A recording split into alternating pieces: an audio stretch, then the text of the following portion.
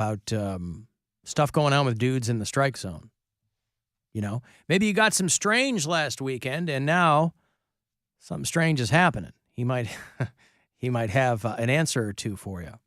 So he'll join us shortly. I think I have a question for him, too. Great. Yeah. Nothing wrong with that. You got some drippy D's? You got some special sauce after that McDonald's date? No. It's a question I've been wondering for a long time. I was curious. I just want to get it from the doctor. Where do babies come from, Dr. Berglund? It's not that, is it? No, I keep trying, and I'm curious as to where they come from. Yeah, okay. Cavs still in Miami. They beat them the other night, took last night off. Back at it tonight, 8 o'clock. Cavs Heat in Miami. Here on WMMS.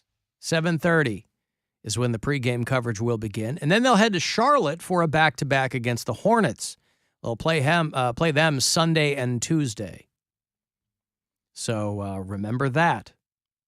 You read about the octogenarian who was passing off counterfeit Jordan cards and got busted.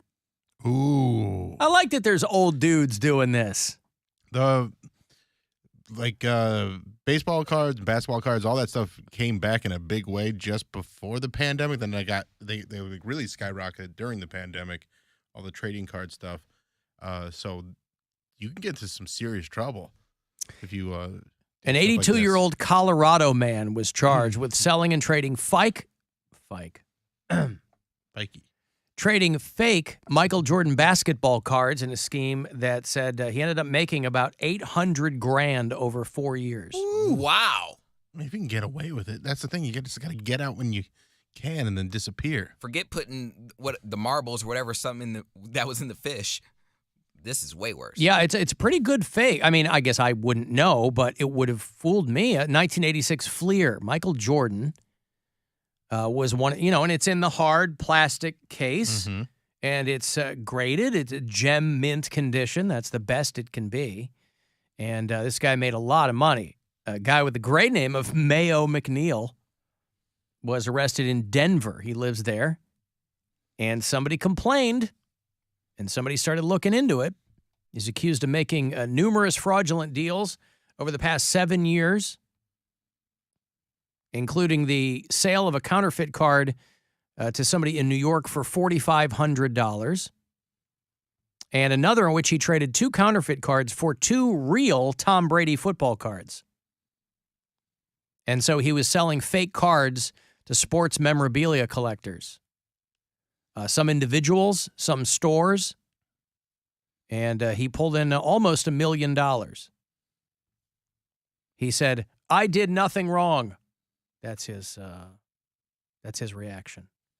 He was released without bail. Released without bail? How does that work? Boy, the justice system is weird. Released without bail. I guess they just charge him with wire fraud or something. I don't know. But the guy's 82. He's getting towards the end of his life, and he goes, "Hey, live it up." Yeah, it's time to get paid, son. So got himself some counterfeit cards. But, I mean, you got to make them. You got to age them properly. Mm-hmm. There's a lot of work that goes into that. $800,000 might sound like a lot of money to you. But think about this. What if it cost him $780,000 to make the fake cards? Yeah, I don't think that's the case. Not so much It is expensive, money. Yep. but, I don't think that's the case. Especially that cyan. Yeah. You go through so much cyan. So much cyan. Oh, God, the cyan. It's always the first to go. I know. If you listen to us on the iHeartRadio app, tell me where you do it. If it's out of state, you can always leave us messages there, too. What up, Alan? Y'all got to keep in mind, listening to Poundcake talk about libraries, this is coming from a brother who don't like books. He don't read books. Remember, he couldn't even tell you guys a book he remember reading in high school or something to that effect. Or probably college, I don't know. But I go to the library twice a month at least. I love books. I love holding books. I don't want to read a computer screen. I want books. All right, later. You would like Nerd alert! Nerd alert! Nerd alert! I like books, too. I just bought a book. I need to get back. There's no I was reading need. books for a good portion. Like January, I was reading a lot, and I need to get back on it, I think, tonight. I just bought Get a back book into called it. Directed by James Burrows. You know who James Burrows is? He's the legendary director of Cheers and the Mary Tyler Okay. Moore Show and Taxi and I was Frasier and gonna Will say- and Grace. And he wrote a book about his showbiz career, and I can't wait to start reading it. That sounds interesting. Nice. I thought it was the guy who just won the Super Bowl in Cincinnati. Or no, what was it? Joe. He didn't just win the Super Bowl He's in never- Cincinnati. He's never won a Super Bowl. Super Bowl wasn't in Cincinnati. They weren't even in the Super Bowl. This year. For your Joe Burrows joke. What did he win? Nothing. He was in the Super Bowl last year. Isn't it Joe Burrow? Yeah. Okay. All right. And- Just for that, I'm going to play another complaint call about Poundcake. Hey, all, Ron from Talmadge. You all let Poundcake just gloss over that he thinks Maine is a peninsula. I quote, Alan, my wife and I have had conversations past couple of years of just driving up the eastern seaboard and ending in Maine and coming back down. Poundcake, ending in Maine as if you have a choice. It is connected to Canada, and you can go a lot further north. Later. I was thinking. Well, maybe I didn't catch him on that because I didn't think that's what he was saying. I think you were That's- saying, like, staying in America. yeah, from one end of the country to the other. I know it's connected to Canada. Do you? Yeah, I do. What's it connected to? It's connected. I don't know the actual province or Oh, okay. but it is connected to Canada. It's like past Montreal. That's British Columbia. You could get to Montreal from Maine pretty easily, yeah. I was like, I know Quebec, not British Columbia. Quebec. Okay. Yeah, British Columbia is the other side, right? Other side, Vancouver. And yeah. I would like to go to Montreal sometime. We've gone to Canada quite a bit. Never gone to Montreal. I do too. It's kind of a haul, though. Yeah, I hear like the scene out there is amazing. A lot of stuff just in French, though. I mean, I know enough French. When we were in Paris, I knew enough to kind of, like, not screw us up. And I imagine Montreal would be very much like that. But, hey, listen, Maine, you got Augusta, you got Portland, you got Bar Harbor, you got Bangor, you got, what else you got? You got Fort Kent up there, you got Mount Chase, Rockwood, Jackman. Why don't you go to Jackman, Maine, Poundcake? Can we send you to Jackman, Maine? It's right by Sawyer's Maple Farm. And it's on the Moose River. It's a town of 782 people. Remember that show, Northern Exposure? Oh, yeah. It would be like Poundcake, fish out of water. See, when I was a kid, I always thought that show took place in Alaska just because it said Northern Exposure in it. But it was Maine? It was, he goes to Alaska. Okay, it is Alaska. Yeah. All right. Dr. Yeah. Joel Fleischman. My wife Okay. loved this show as a younger Human. person. Yeah. She loved Northern Exposure. And that was back when Janine Turner was young and foxy. Now she's like a MAGA weirdo or something, but she was foxy. She was in that movie Cliffhanger with Stallone. Yeah. Oof. Hoofa. Fun movie. So we'll get Poundcake some Northern Exposure. Die Hard on a Mountain is what they said. Die Hard on a Mountain. Right. It looks pretty from the pictures I'm seeing. Yeah. Jack Now and think of Maine. you making it prettier. You go up there with McDonald's guy, and you have like a little like a cabin weekend or something. You're roughing it. Airbnb. You've got this new lease on life. With where do you work out? Oh, Orange Theory Fitness. You have this new lease on life with your new bod, and you're only going to get 5 years use out of it. Man, tell me about Ouija it. board says you're dead in 5 years, so you have picked the perfect time to get swole. I got to put this body to some use. I Right. gotta do some good sinning in this before I let this go. Sinning. Double sinning. Well, yeah. What are you waiting for? Oh, well, I'm not. I'm just, All right, you got to get to work. now that I have like the option to have like a boyfriend, I'm like, well, I don't know if I want one now. I was gonna say you always have the option to have a boyfriend. Yeah, but like when I was all ugly, I was like, all right, well, I have a boyfriend because I want to be kept. But now I'm like, well, there's a bunch of people sledding in all my DMs. ugly. I was all ugly. But your face looks the same. It's just that your body is changing. No, people tell me that my face has gotten slimmer. Oh, really? Yeah. Boy, that's what you want, though. Yeah, they said Good I for did you. lose weight That's in what my face. I really got to zero in. I do so many face exercises in the morning to try to slim my face down. Well, you gotta right? stop doing bulking face exercises. I learned the hard way. They're like, "Why are you putting pancakes in your cheeks?" I go, "Aren't I supposed to do this?" They go, "No." So I'm doing all these slimming exercises Yeah. where I'll hang weights over my cheeks like this. Say, "Oh yeah." You get the buckle fat Yeah, removed. I get a buckle. And then I bought myself a jaw exerciser. Oh yeah. No. The one you put in your mouth and you go, ha, ha, Yeah. ha, ha, Hey, ha. this is how you strengthen up your jaw. I'm like, oh God, what a dumb fake piece of exercise equipment that is. Yeah. Oh, I'm chomping on rubber all day long to. If you go back and like look at some of my older pictures on Instagram, you see like, not like college, I was skinny then, but like just within the past couple years, you can just tell like my cheeks were like, I don't know. I think everything's a little more toned now, which is good. Yeah. Alan, you forgot about Michael Rapaport in Higher Learning. No, I didn't forget about it. I just, There's too much to go over. The That's guy's had absolutely correct. a 40-year career. I didn't want to be Chris Farley talking to Paul McCartney. You know? Yeah. Higher Learning, though, is the first movie. He was a Nazi at school or something, or school shooter or something like that. He also was a guest host for the Wendy Williams show Oh, was he? when she was off. People liked him too. I Yeah. thought. Yeah. Yeah, when she He was on Friends back in the day, too. He's on Friends. He's done a million things. Very prolific. He also did a documentary that he directed about A Tribe Called Quest about 10 years ago. I saw was that. Really, that was Yeah. really good. Yep. Yeah. Alan is at the Goodwill in Sandusky, and they had the entire Northern Exposure DVD set. There you go. It came in a stitched carrying pouch. I love it. You know what I did want to bring up With him? with Michael Rapaport? Beautiful Girls. Oh, with That's- Natalie Portman. That's the movie that basically set off the whole bop, bop, bop with Oh, Sweet Caroline? Sweet Caroline. Oh, is it really? It, like, not intentionally, but it's like you can't really find any evidence of anybody doing that before that movie. Wow. And so that movie, although it's not a super popular movie, it is kind of like the because people weren't doing that before, like the Red Sox games. But I think it kind of came from that in a way.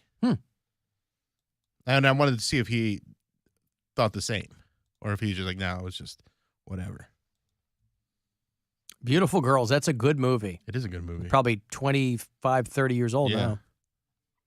Yeah. Directed by the late, great Ted Demme, by the way. Guy who was playing, he was Jonathan Demme's nephew, and he had a few movies under his belt. He did The Ref, Dennis Leary, and he was playing a celebrity basketball game on cocaine. And he had a heart attack and died on the court. That's no way to go. Oh, it's kind of a cool way to go. Is that the way you want to go? Like you want to Nah. just go in a blaze of glory like that? I mean, having a heart attack, a cocaine heart attack in a celebrity basketball game is kind of a wild way to die. I guess so. It's not the best way, but it is a story. It's a story. Yeah. Yeah, because every other kind of, the way people think that they want to die is because people don't want to die in pain or anything like No, I that. don't But, wanna die in pain. and that's, nobody does. But But the story eh, of dying in no pain But when is you that you're lying die- there and you just slip away. There's no story there. If you're in pain, at least when you die, it's almost over. relief. Yeah, you got that relief. If you're trying to box somebody out in like a celebrity basketball match and your heart explodes and you just flop like a bag of dirt and that's it. Because Everybody depending- there is traumatized because it's friends and relatives and Yeah. colleagues, but you're gone and that's a hell of a story. and then they have to either never do that event again or name the event after you. And do it Right. in your honor. The Ted Demme Memorial Celebrity Basketball Invitational. That's a hell of an acronym. Yeah. The Ted Demme Memorial Celebrity Basketball Invitation. Time for the 2023 Tudum Kibby. In honor of the great late Ted Demme. But yeah, that was still when Natalie Portman was kind of in between girl and woman too. Mm-hmm. Yeah. But yeah. Well, anyway, I think there's a lot of room for a Poundcake to explore these United States. If not professionally, then personally. I want to explore. I love traveling now that I'm able to. It's a very privileged way of life. Like, I feel more adult. I feel more alive when I'm traveling because I didn't really go like a lot of places when I was a kid. No, we didn't go anywhere when I was a kid. My parents hated to travel, so we didn't go anywhere. Yeah. I'm like, well, did it ever occur to you guys that maybe like we'd want to go see something? But I think just the notion, and Bill will attest to this, just these horror stories you hear of like families driving cross country and everybody hates each other by the end of the thing. I think my parents, that the notion of that, even though at the time there were three of us, the mere notion of that, I think, was they wanted nothing to do with it.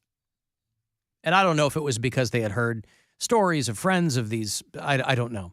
But we didn't go anywhere as kids. So, yeah, you spend that money on those experiences, not on stuff. So get yourself a little cabin up in Maine and take McDonald's guy up there. Have a little bit of fun. A real Airbnb. I don't get it. Never mind. It's butts and balls. What do you? Now that I get. That I get. I guess I should say Airbnb. But yeah. That I get. Okay. Yeah. I should have taken out the. I don't get Airbnb either. Bareback. Are we supposed to know that? Is that gay shorthand? Yeah, I thought everyone knew that. BB? Yeah. I had a bareback gun as a kid. You know, it's different. Oh. It means without a condom. Yeah, I know what bareback is. I didn't know that BB meant bareback. Yeah, that's what it means. All right. Well, now, you know what? Now I know. Yeah, well, that sucks because... And now that I got snipped, everywhere I go is an Airbnb. Hey. Damn it. You got it. There's a couple in Florida, a threesome goes bad. A sexual threesome goes bad. Sexual threesome. I love it. A lot of spit. There had to be a lot of drugs involved in this, if not judging from the mugshots, then judging from the description of the sexual threesome. Sexual threesome. Steven Lopez and Angela Vasquez. He's 31, she's 20. They say they have an open relationship, and they invited a woman over to have a sexual threesome with the two of them. A sexual threesome. He met the third woman while driving a local taxi. So that's how little it takes for people who are very clearly looking to score drugs or whatever. Told the cops that while the trio was having sex, the third girl, the one they brought in, became extremely disrespectful to them. Oh. And asked her to leave. Imagine that. You bring her in, and she doesn't even respect what's going on. Specifically, talking about his size. Yeah. Yep. Or it stinks. Or Well, she told the guy that he had a little D, and told the wife that she had a quote stank cooch. Oh my God! Am I a toxic person because I knew exactly what happened? I didn't even read this story. Not in them streets. So then they all start fighting with each other. The girls are pulling each other's hair, and not in a hot way. And then as the third girl drove away, this is why you kind of got to know who you're getting involved with. As the third girl drove away, the guy threw a cinder block through her back car window. Oh, he's hurt. She hurt his heart. And then they were beating each other up, and Just you got a if stank you're in a situation where there is a cinder block close enough by to throw, don't go to that house for a threesome in the first place. Well, it's kind of on the third's fault because you do research. If you're the one going in, you have the burden of proof. Like, is this something you want to do? You got to know. You should have gotten pictures of the D before, so you know it's not, small. He met her in a car and said, "You want to come over and have sex with me and my wife?" This all happened in the Florida Keys. The wife is in extra trouble because she's on probation and isn't supposed to be outside the state of Connecticut. Whoops. She's far. But this happened in the Florida Keys. Just wanted to have a little fun. This is what happens. You got a tiny D and she got a stank cooch. That is not a good night down there. Florida sucks. I want this to go to trial, so they have to. Oh, yeah. And they Let go, the record "Let's show my client does not have a stanky cooch, Your Honor. However, the other defendant does indeed have a tiny D. Tiny D. So, Could you imagine if you get convicted for that? Like in a court of law, there's records. I would have gotten away with it too if it was for my stanky vagina. Like, it ruined it for me. That's the best episode of Scooby-Doo ever. Mm-hmm. This story, I have to go to a break, but the story from front to back is just the best. The woman that they had as the third person already, as you might have guessed, had a ton of charges against her from previous things, right? Last July, she was in an SUV that was swerving all over, being driven by her friend. So they get pulled over. There was an open bottle of tequila, a bunch of drug paraphernalia under the seats. So the cop puts them both in the back of the cruiser. And he said that the two of them started making out in the back of the cruiser. He had cuffed them in front of, I don't know why they ever cuff people in front, but he had cuffed in front instead of behind. So they were making out. The cop stops the car, puts the cuffs behind them instead of in front, and the girl responded by pulling the rear of her bathing suit to the side and asking the cop, "Do you want to see my a-hole?" Hey, there's got to be like a way. When she parties. It seems like once you've already pulled it to the side, you're not really asking the question if he wants to see it. You're showing him. Right.